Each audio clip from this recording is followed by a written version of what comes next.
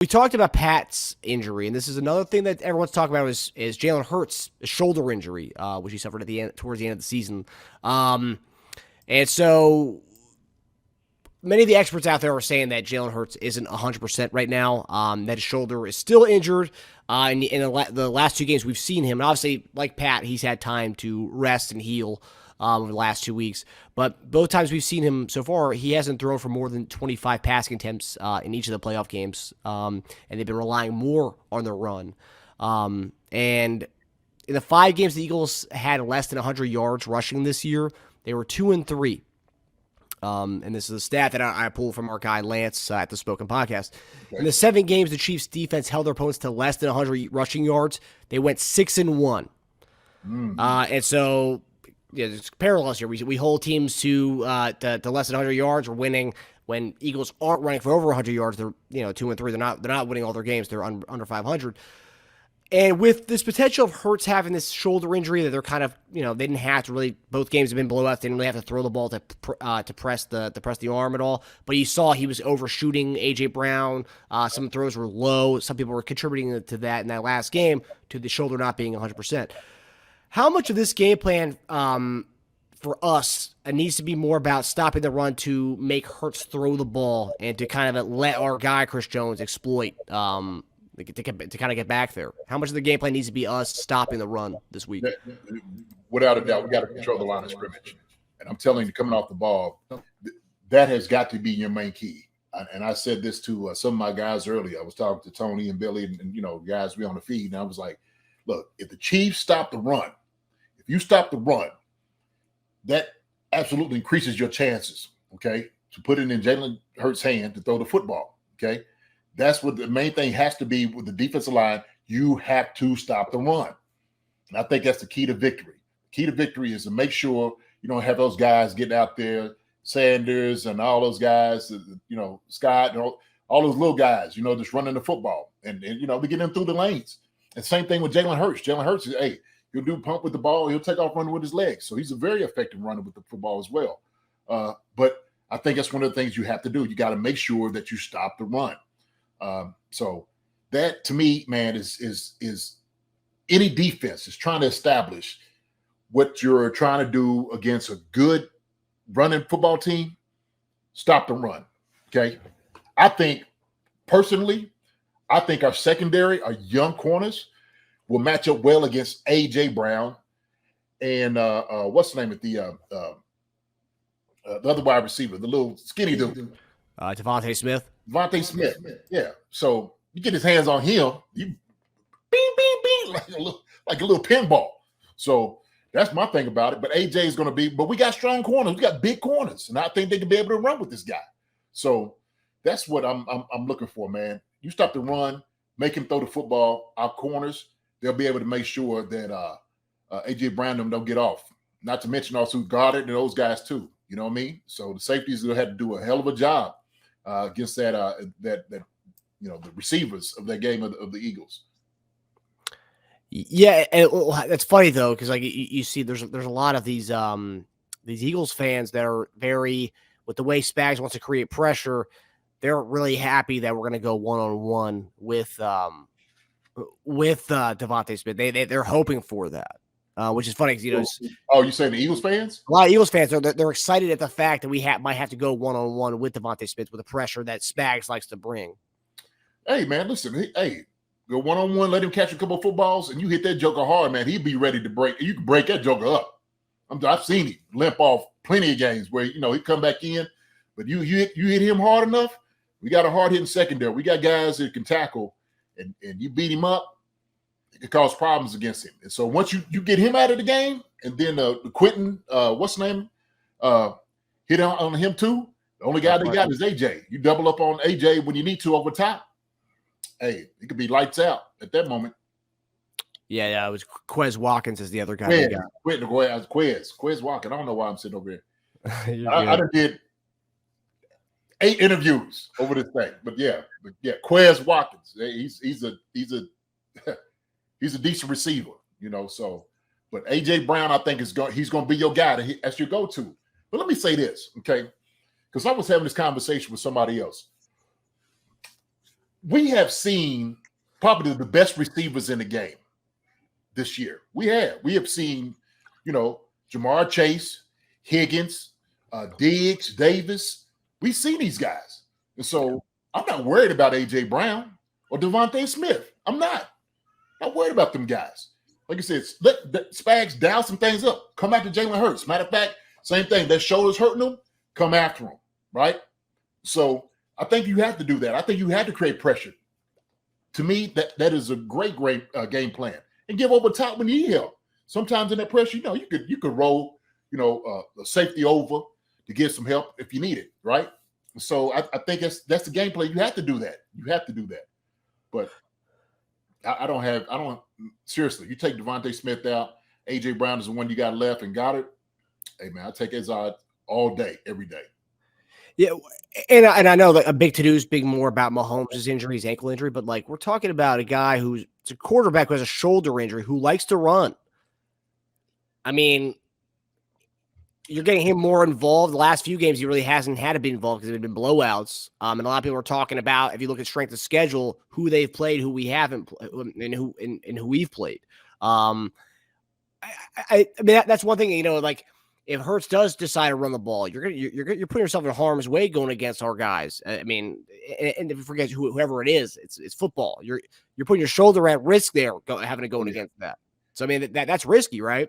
It's very risky. It's very risky. He does a lot of like take off running and get out of bounds. He's a smart quarterback that way. I watch him a lot, man, and he does a good job of getting out of bounds, not taking hits.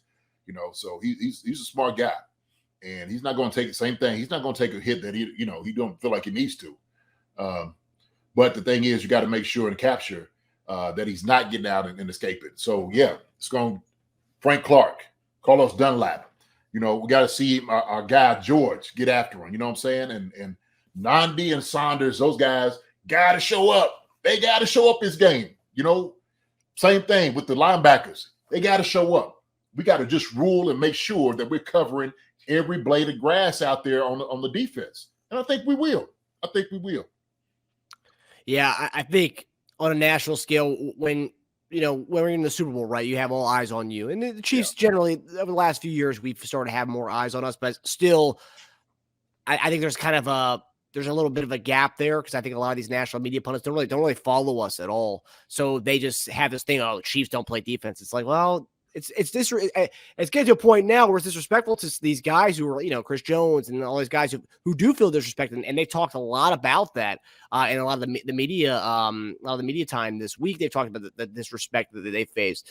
And this is a thing where you're getting disrespected from a lot of people don't watch you week in and week out. They watch you on the national televised games, the primetime games. They don't watch you on a random 1:00 game against, just a random opponent. But now you're going to put yourself in a lot of these young guys, the guys who have kind of, who've gained clout over this year for us fans. And now you're going to go against this offense who everyone's talking about, one of the more prolific offenses in the league. Nothing we haven't seen before, like you said. But now you're facing disrespect for guys like Chris Jones, prideful guys. Now you're pissing them off a little bit, and you can kind of see Chris Jones had a little bit of an attitude during the media time. It was kind of great actually to watch during the media time. Do you think that's something that not bulletin board material per se, but more so kind of a prideful thing where you're having your people are saying, oh, your team is run by Patrick Mahomes, and you're not. If Patrick Mahomes doesn't have a heroic type day, you guys aren't going to do anything. I mean, is that kind of a thing that's like that kind of eats at players? Absolutely, no doubt about it. Listen, and the thing is, here is national media just doesn't feel like Kansas City Chiefs defense is sexy enough, right? It's always the offense. I always want to talk about what Patrick Mahomes is doing or Travis Kelce is doing, okay? Or how have they been doing without Tyreek Hill, right? That's always the conversation. And it's always, obviously it was Burrow and Josh Allen, what they were going to do, and Justin Herbert and all this. Look, all those guys are knocked out, okay? We ran through all of those guys, okay, this past year, all right? So let's not get that thing twisted. But the defense has been doing a tremendous job. They have been doing an absolutely wonderful job. And like I said, because you have to compete with Patrick Mahomes being on your team, right, being the sexy part of Kansas City Chiefs, it is a slight in the face. And the defense should take it like that. And for the defense, they'd be like, look, we need to step up in this game. We need to make sure, I don't care if they keep talking about those other guys that they got on the other side of the ball. They're talking about how good Eagles defense is. We got to show them how good we are. Period. Point blank. And I think when Chris is doing that, he's establishing that. He's got a mindset. I'm telling you, you can see it right there with him, man. He's just looking like he's hungry. He can't wait for the game to be there. Mm-hmm. So I know everybody on that line understands what's at stake. And if they don't, he's getting in their tail, let them know, look, we are this close. We can't let this go. We done got this close. We done lost one before. We need to go ahead and show everybody and shut all the naysayers up. Shut it all down. It's going to start with us. And so they should take it personal. Shoot. Bolton should take it personal. Gay should take it personal. Reed should take it personal. Thornton should take it personal. Sneed should take it personal. Every single one of those guys should take it personal. They should. If they're not understanding, they ain't bouncing off the wall when they get off into that stadium to understand and establishing what you need to do, then these guys are going to be ready to play. But I know they're going to be ready to play. I know it. I can feel it. You see I'm hyped right now. I'm just talking about it, man. Right now, I want to run out there with them. Woo! Yes, sir. I can tell, JD. I can tell. Let me calm down. So this is, and let me ask you. Okay, so we talked about how our guys are battle tested, and that's something our guys in their chat are talking about here. That we are a battle tested team. And they're not. And if we just look at our last two opponents, both teams, because we both have the bye.